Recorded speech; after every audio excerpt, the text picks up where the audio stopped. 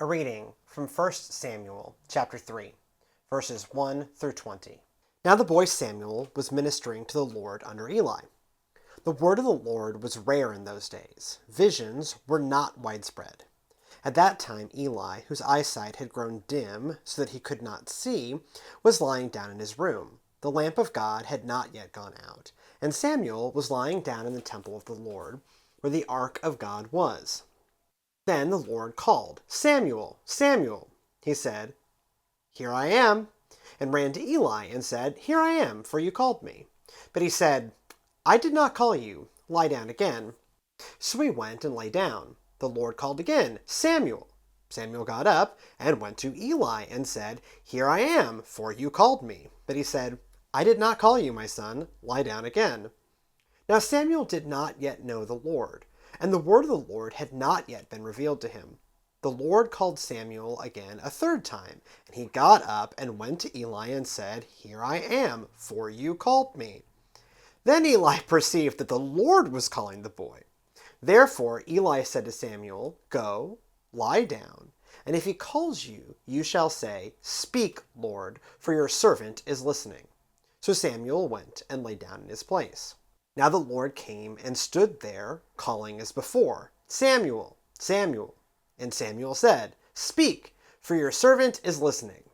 Then the Lord said to Samuel, "See, I am about to do something in Israel that will make both ears of anyone who hears it tingle. On that day I will fulfill against Eli all that I have spoken concerning his house from beginning to end. For I have told him that I am about to punish his house forever for the iniquity that he knew, because his sons were blaspheming God, and he did not restrain them. Therefore I swear to the house of Eli that the iniquity of Eli's house shall not be expiated by sacrifice or offering forever." Samuel lay there until morning. Then he opened the doors of the house of the Lord. Samuel was afraid to tell the vision to Eli, but Eli called Samuel and said, "Samuel, my son." He said, "Here I am." Eli said, "What was it that he told you? Do not hide it from me. May God do so to you, and more also, if you hide something from me of all that he told you." So Samuel told him everything, and hid nothing from him. Then he said, "It is the Lord. Let him do what seems good to him." As Samuel grew up, the Lord was with him, and let none of his words fall to the ground. And all of Israel, from Dan to Beersheba, knew that Samuel was a trustworthy prophet of the Lord. If anyone gets paid the big bucks, it's starting pitchers in Major League Baseball. Starters constitute 7 of the top 10 best paid baseball players in the league. They get the nod as the only baseball players to rank in the top 50 best paid athletes in the world. Particularly special starting pitcher just got signed with a nearly $750 million contract. The sporting world values these guys on the level of top basketball stars, Hall of Fame quarterbacks, people who play alongside Taylor Swift's boyfriend, Formula One champions, and global soccer sensations. That feels pretty good for a job where you spend more of your working hours resting and watching baseball rather than throwing a ball. Your average starter only does the key part of their job roughly once a week for 5 to 6 innings, less than 2 hours in the pitch clock era, from April to October. I understand that they spend a lot more time than that training, researching, and rehabbing. Still, the 270 baseball players to grace the walls of the Hall of Fame in Cooperstown, New York, 77, or over a quarter, are starting pitchers who spent most of their season not playing baseball. The value comes from the rarity of the skill and the level of pressure that they endure. On the defensive side of the game, the whole rest of the team exists to deal with the starters' failures.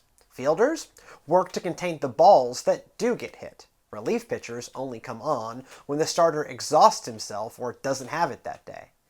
The core action of the game, and thus the team's primary shot at victory, gets borne by the right or left arm of one man per team per game. Many starting pitchers have elaborate pregame routines for this reason. Justin Verlander, the Astros ace, says that no one should talk to him in the lead up to a start because he is not fit human company. He has to psych himself up to deal with the tremendous pressure. I love to watch when it all goes well, but to me, one of the most affecting things in all of sports is watching a starter get pulled when it's all gone wrong. Their raison d'etre is to carry the game.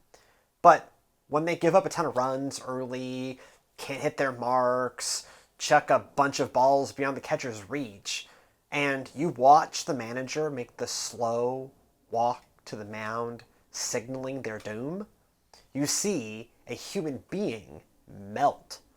Some try to remain stoic. Others lash out with anger.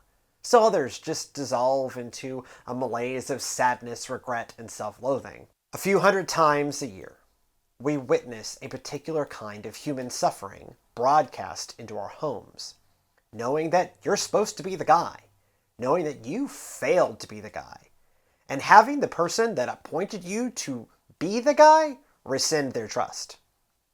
Biblical prophets carry far higher importance than starting pitchers. They hold the job of God's voice box. Humanity needs that significantly more than they need $100 million a year ball slingers. However, their whole concept for existing also centers on being the guy, God's guy, on having a singular trust placed on them by God. Usually, we focus on Samuel in the story from 1 Samuel 3. Young man hears from God, feels confused by it, and ultimately responds, "Here I am." We rightly use it to talk about accepting our callings, to stand ready in our souls to say, "Here I am." We sing beautiful hymns to put the words in our own mouths. "Here I am, Lord. Is it I, Lord? I have heard you calling in the night. I will go, Lord. If you lead me, I will hold your people in my heart." From Here I Am, Lord by Dan Shute. This scene has a darker edge if we remember Eli in all of this. He too had been called. He too had said, "Here I am," at some point earlier in his life. God called him to be the guy, the prophet, the carrier of the mantle. Yet God explicitly tells Samuel in his first divine message that God's pulling Eli from the game early because he just doesn't have it. As it says in 1 Samuel 3, verses 12 through 14. "On that day I will fulfill against Eli all that I have spoken concerning his house, from beginning to end. For I have told him that I am about to punish his house forever, for the iniquity that he knew, because his sons were blaspheming God, and he did not restrain them. Therefore I swear to the house of Eli that the iniquity of the house of Eli shall not be expiated by sacrifice or offering forever." The call has gone out to the bullpen. Eli blew the start. In this case, he proved insufficiently faithful and willing to let his sons run wild. The divine-human relationship ended up in disarray because the mediator of that relationship, the prophet Eli, proved insufficient to the task. Eli picks the stoic resignation approach to getting pulled from the game, as it says in verses 16 through 18. "But Eli called Samuel and said, 'Samuel, my son.' He said, 'Here I am.' Eli said, 'What was it that the Lord told you? Do not hide it from me. May God do so to you, and more also, if you hide anything from me of all that he told you.' So Samuel told him everything and hid nothing from him. Then he said, 'It is the Lord. Let him do what seems good to him.'" It is two distinct levels of significance, but watching a starting pitcher get pulled from a blown start gives us an emotional window into Eli. The manager has come to the mound, taken the ball from his hand, sent it to the dugout, and motioned for the next pitcher to make his march in to the outfield. God does this explicitly because Eli failed. The scene serves as a potent reminder that calling cuts two ways.